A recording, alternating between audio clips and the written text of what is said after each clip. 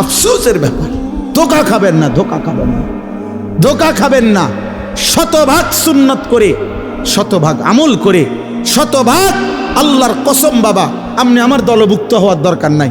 আমি কোনো দল নিয়ে আসি নাই, আমি কোনো পার্টি নিয়ে আসি নাই, আমি কোনো দরবারে নিয়ে আসি নাই, আমি আপনারে মুরিদ বানাইতে আসি নাই, আমি আপনারে আখিরাতের কথা বলতে আসছি মিয়া। অতএব কোনোভাবে সাবধান মুসলমান, সাবধান।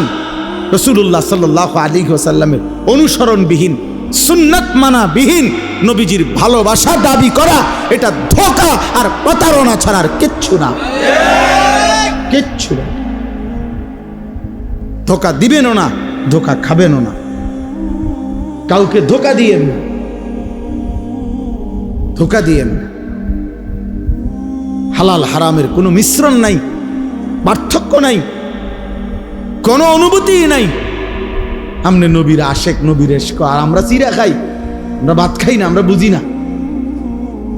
আমনে হুদা ভাত খান, কাজে ঝগড়ার দরকার নেই আমার।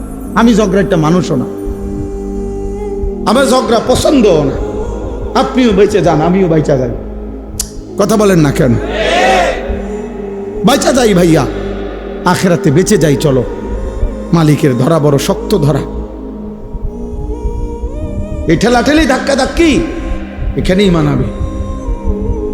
আখেরাত বড়, আখেরাত বড় মারাত্মক বিষয়, আখেরাত বড় ভয়ের জায়গা। আল ফাজাউল আকবার, আল্লাহ কোরআনে বলছে সবচেয়ে বড় ভীতিকর জায়গা হাসরের মাঠ।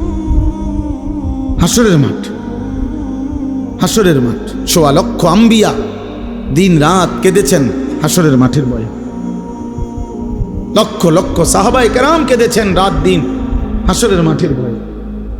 সারা পৃথিবীর সমস্ত আউলিয়ায়ে কেরাম দিনে রাতে চোখের পানি ফেলে কাঁদছেন। কি কারণে? যে নামাজ ফিরে ভুল করছে এই কারণে কান্দে নাকি? রোজা রেখে ভুল অপরাধ করছে এই জন্য কাঁদছে?